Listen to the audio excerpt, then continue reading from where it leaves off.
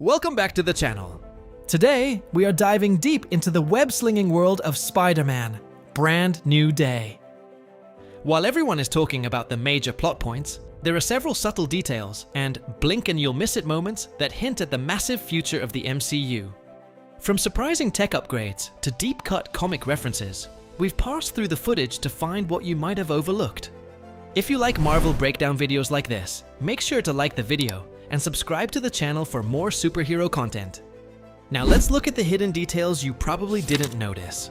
The most shocking part of the trailer is the focus on Peter's biological mutation. We see Peter collapse unexpectedly, his body failing him as his DNA evolves faster than he can understand. This isn't just a power upgrade. The trailer fully commits to Peter's body changing at a biological level. We see him wake up sealed inside a full web cocoon attached to a building, a direct nod to the rebirth concepts from the comics. When he emerges from that cocoon, the mechanical web shooters are gone. Instead, organic webbing starts firing directly from his wrists. This confirms his abilities are now tied to his physiology instead of technology. But this change is unstable.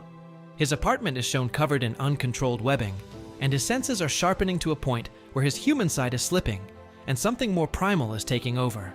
Many fans believe this is leading to the Mansider arc. Look closely at the prison fight. Peter is unmasked, his face looks distorted, and his eyes start turning black. Some frames suggest that additional limbs, 4 extra hands, may have been digitally removed from the trailer to hide the reveal that Peter is literally turning into a 6-armed monster. The POV shots of him pushing out of the cocoon show his hands looking darker and distorted, suggesting a cycle of evolution where he gets less human every time he wakes up. Because Peter can't control what he's becoming, he turns to the one man who knows everything about losing control to a biological monster, Bruce Banner. The trailer confirms Banner has his condition under control again, thanks to a new, refined wrist device that regulates his gamma levels. He's back in a clear mindset, working as a professor and analyzing Peter's mutation in a lab setting. Banner brings structure and scientific guidance, helping Peter manage the transformation rather than just fighting it. But Banner isn't the only mentor. We also see the influence of Frank Castle, the Punisher. Their relationship is aggressive and full of tension, with Castle treating Peter like he's in the way.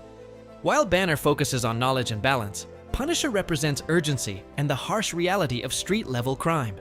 Peter is being pulled between these two philosophies, the scientist who wants to cure him and the soldier who wants him to use his new, darker instincts to end threats.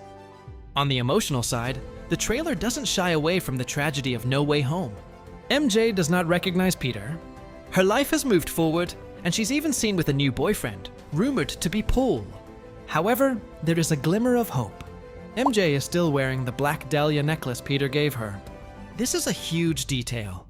Even though the memory-wiping spell erased Peter from her mind, the physical connection survived.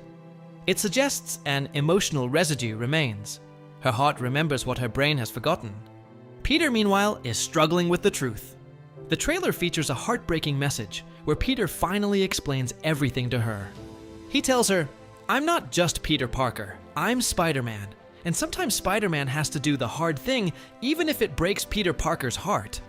He admits he may never actually read the letter to her, using it instead to process his own grief and remind himself why he made the sacrifice.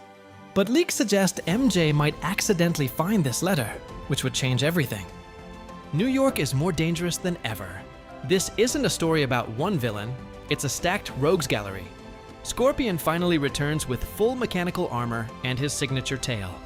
Tarantula brings high-speed, calculated close combat fighting.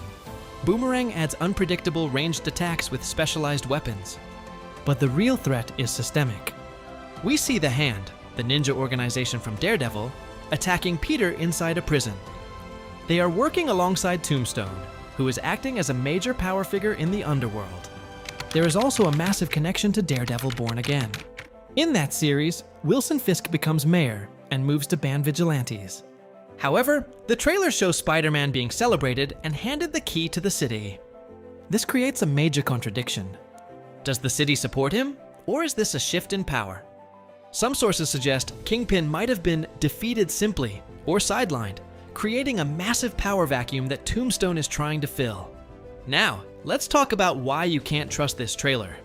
Marvel and Sony are famous for lying in their teasers, and Brand New Day is no different. Look at the framing of the fight scenes. In many shots of Peter midair, there is a huge empty gap beneath him. It's the exact same trick they used in No Way Home to hide the other Spider-Man. This empty space could easily be filled by Daredevil, the Punisher, or even the Hulk. Even more mysterious is the appearance of a girl in a lab, restrained in a chair. This is heavily rumored to be Gan Gray. We see a hooded version of her raising her arms as the environment reacts telekinetically without physical contact. This fits the early stages of psychic power. This leads to a wild theory. Is any of this real? The prison fight feels too clean. The hand attacking in broad daylight feels off, and the physics are exaggerated. It's possible that Peter is experiencing hallucinations triggered by Gan Gray, or his own evolving spider sense. He might be imagining himself as a monster, or fighting enemies in scenarios that are actually subconscious fears. Finally, the trailer seems to set up the future of the MCU. In this scene, someone is scanning Spider-Man. It's not clear who it is, but it might be Bruce Banner, because Spider-Man may go directly to Bruce Banner for help. During the scanning shot, the name Agent Ramirez appears on top.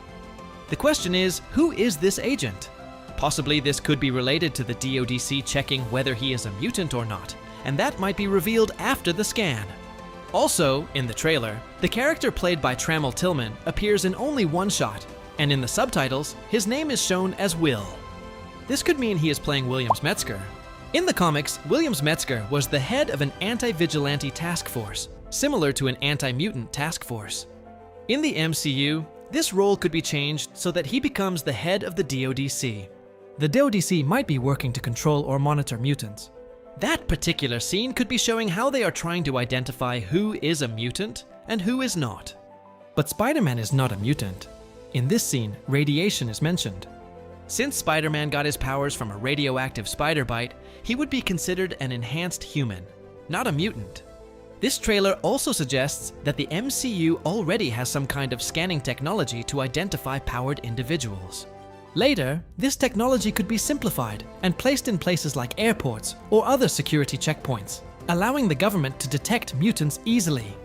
Because of this, there is a possibility that the character played by Trammell Tillman could become an important villain in the future of the MCU.